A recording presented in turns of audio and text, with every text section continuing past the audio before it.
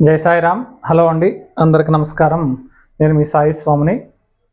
మనము ఈ హస్తరేఖ శాస్త్రం గురించి అనేక విషయాలు తెలుసుకుంటూ ఉన్నాం. అలాగే ఈరోజు వచ్చేసి ఈ వీడియోలో అరచేతిలో ఉన్నటువంటి శనిస్థానము యొక్క గుర్తులు, అంటే మన అరచేతిలో శనిస్థానం పైన కనుక ఏవైనా గుర్తులు ఉంటే ఆ గుర్తుల వలన ఎటువంటి ఫలితములు మనకి కలుగుతాయి అనే విషయం గురించి తెలుసుకుందాం. సో మన వీడియోస్ ఎవరైతే చూస్తున్నారో దయచేసి మన ఛానల్ని సబ్స్క్రైబ్ చేయండి, లైక్ చేయండి, మన వీడియోస్ని షేర్ చేయండి.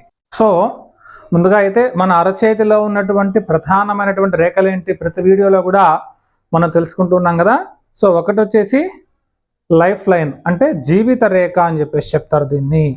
అలాగే హెడ్ లైన్, శిరోరేఖ అంటారు దీన్ని. అలాగే ఇది వచ్చేసి హృదయ రేఖ లేదంటే హార్ట్ లైన్ అని చెప్పేసి చెప్తారు. సో ఈ రేఖలు చాలా ప్రధానము. అలాగే ఇది వచ్చేసి గురుస్థానము, శనిస్థానము, అలాగే రవిస్థానము, బుధస్థానము, అట్లాగే మిగతా చంద్రస్థానము కానివ్వండి, శుక్రస్థానము, ఆయా స్థానాలు మనకి గుర్తున్నాయి కదా. జస్ట్ ఊరికే రిమైండ్ చేస్తూ ఉన్నాను. అలాగే వేళ్ల మీద ఉన్నటువంటివి ఇవన్నీ కూడా పర్వములుగా చెప్తారు, ఓకేనా. అలాగే శనిస్థానం ఏదైతే ఉందో ఈ శనిస్థానం పైన ఉన్నటువంటి సింబల్స్ వలన, అంటే గుర్తుల వలన ఎటువంటి ఫలితాలు కలుగుతాయి అంటే, చూడండి, ఏ స్థానం పైన అయినా సరే ఒక నిలువు రేఖ ఉంది అంటే అది చాలా పాజిటివ్ ఆస్పెక్ట్, చాలా మంచి ఫలితాలు కలుగుతాయి. అలాగే సో ఒకటి శనిస్థానం పైన కనుక ఒక నిలువు రేఖ ఉంటే చాలా మంచిది. కానీ రెండు నిలువు రేఖలు ఉన్నాయి అంటే మాత్రము పనులన్నీ కూడా డిలే అవ్వడము. శనేశ్వరుడు అంటే ఏమిటి? ఆలస్యానికి కారకుడు. కాబట్టి మనం ఏదైనా ఒక పని ప్రారంభము చేశాము అంటే మన చేతిలో కనుక శనిస్థానం పైన రెండు నిలువు రేఖలు ఉన్నాయి అంటే డెఫినెట్గా పనులన్నీ కూడా ఆలస్యము అయ్యే అవకాశం ఉంది. సో రెండనే కాదు, ఎక్కువ రేఖలు కూడా ఈ విధంగా శనిస్థానం పైన ఉండకూడదు. ఉంటే కూడా అనేక రకాలైనటువంటి ఇబ్బందులు కలిగే అవకాశము ఉన్నది. అలాగే తర్వాత ఈ పాయింట్ గుర్తుపెట్టుకోండి, శనిస్థానం పైన కనుక ఈ విధంగా చతురంగపాళి గుర్తుంది అంటే చాలా ప్రమాదం.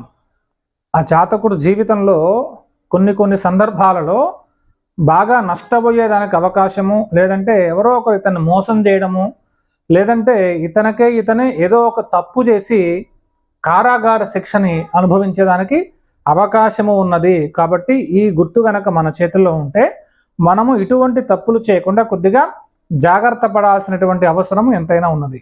అట్లాగే ఇంకో పాయింట్ గుర్తుపెట్టుకోండి, నేను చెప్పేది ఏది కూడా ఫైనల్ అని అనుకోవద్దు. అల్టిమేట్గా మీకు ఏదైతే రాసి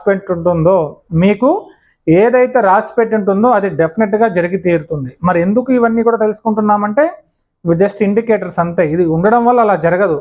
మీకు అలా జరగాలి అని రాసి పెట్టి ఉంటే మాత్రము ఇది మనకి ఈ హస్తరేఖ శాస్త్రము ద్వారా తెలుసుకునేదానికి అవకాశం అయితే ఉంటుంది. అలాగే శనిస్థానం పైన కూడా ఈ విధంగా ఇంటూ కత్తెర గుర్తుంటే కూడా చాలా ఇబ్బందులు అనమాట, ఓకేనా. అలాగే శనిస్థానం పైన కనుక నక్షత్రపు గుర్తుంది అంటే ఏదైనా దీర్ఘ వ్యాధులు వచ్చేదానికి అవకాశం ఉంది, కొన్ని నష్టములు కూడా కలిగే అవకాశం ఉంది. కాబట్టి శనిస్థానం పైన కనుక నక్షత్రపు గుర్తు ఉంది అంటే కొంచెం ఆరోగ్యము పట్ల జాగ్రత్త వహించండి. అలాగే శనిస్థానం పైన కనుక శుక్రవంక ఉంది అంటే హెల్త్ ఇష్యూస్, ఎస్పెషల్గా మ్యారేజ్ రిలేటెడ్, అలాగే సుఖ వ్యాధులు అంటారు కదా, సో ఆ సంబంధముగా ఏదైనా ఆరోగ్యము పట్ల ఇబ్బంది కలిగే అవకాశం ఉన్నది. కాబట్టి చాలా జాగ్రత్తగా గమనించండి. మన అరచేతిలో ఏం సింబల్స్ ఉన్నాయి, దాని వలన ఎటువంటి ఫలితాలు కలుగుతాయి అనే విషయాన్ని కాస్త గమనించండి. అలాగే శనిస్థానం పైన కనుక మచ్చ గుర్తు ఉంది, పుట్టుమచ్చ గుర్తు ఉంది అంటే జీవితంలో ఏదో ఒక పెద్ద తీరని మచ్చ మన మీద పడే అవకాశము ఉంది. కాస్త జాగ్రత్తగా ఉండండి. మీ అరచేతిలో శనిస్థానం పైన కనుక పుట్టుమచ్చ ఉంది అంటే ఏదైనా బ్యాడ్ ఇంపాక్ట్ మన మీద పడే అవకాశం ఉంది మన జీవితంలో. కాబట్టి అటువంటి వాటికి మనము కాస్త దూరంగా ఉండాలన్నమాట. అలాగే శనిస్థానం పైన కనుక ఈ విధంగా చతురము గుర్తుంటే చాలా మంచిది. మరియు ట్రయాంగిల్, త్రిభుజపు గుర్తున్నా కూడా, అంటే అన్ని నెగిటివ్సే కాదు పాజిటివ్స్ కూడా ఉన్నాయి. ఈ విధంగా చతురము కానివ్వండి, త్రిభుజము కానివ్వండి, ఈ గుర్తులుంటే మాత్రము చాలా మంచిది. త్రిభుజం ఉంది అంటే అతను మాత్రము మంత్రశాస్త్రాల్లో చక్కటి రాణింపు మరియు యోగ శాస్త్రములో కూడా బాగా రాణించి మంచి పేరు ప్రఖ్యాతలు సాధించేదానికి అవకాశము ఉన్నది. అలాగే శనిస్థానం పైన గనక ఈ విధంగా వృత్తాకారపు గుర్తుంది, ఒకవేళ కనుక అదృష్ట రేఖ కూడా ఉంది అంటే ఇంకా వీళ్ళని ఎవ్వరు కూడా ఆపలేరు. అంత ఎక్కువగా సంపాదించేస్తారనమాట జీవితంలో.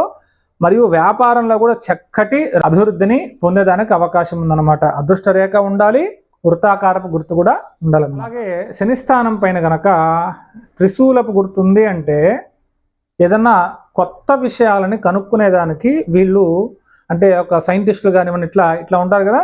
సో అట్లా కొత్తగా ఏదైనా నూతన విషయాలను కనుక్కోవడానికి అవకాశము అయితే ఈ త్రిశూలపు గుర్తున్నటువంటి జాతకులని మనము కాస్త గమనించవచ్చు అన్నమాట. సో కాబట్టి ఇంకా ఇవే కాదండి, అనేక రేఖలు, అలాగే అనేక విషయాలు ఇంకా కూడా చాలా ఉన్నాయి. ఇట్లా చెప్పుకుంటూ పోతే ఎన్నో గుర్తులు ఉంటాయన్నమాట. సో ప్రధానంగా ఉన్నటువంటి, అంటే ఎక్కువగా చాలా మంది అరచేతుల్లో ఉండే గుర్తులైతే ఇవే. సో ఈ పాయింట్ బాగా గుర్తుపెట్టుకోండి. అట్లాగే నేను చెప్పే విషయాలు ఏవి కూడా ఫైనల్ అని అనుకోవద్దు. మళ్ళీ కూడా మీకు గుర్తు చేస్తున్నా, ఇవి జస్ట్ ఇండికేటర్స్ మాత్రమే. ఇలా ఉన్నంత మాత్రాన అందరికీ కూడా అలాగే జరగాలి అని చెప్పేసి రూల్ ఏం లేదు. కొంతమంది వాళ్ళ వ్యక్తిగతంగా కూడా కష్టపడి జీవితంలో పైకి ఎదిగినటువంటి జాతకులు కూడా ఉన్నారు. కాబట్టి ఈ విషయం మీకు అర్థమైంది అనుకుంటా. శనిస్థానం పైన ఉన్నటువంటి సింబల్స్, గుర్తులు, వాటి వలన కలిగేటటువంటి ఫలితాలు ఇప్పుడు మనం తెలుసుకున్నాం. సర్వే జనా సుఖినో భవంతు. ఓం శాంతి శాంతి శాంతి. జై సాయిరామ్.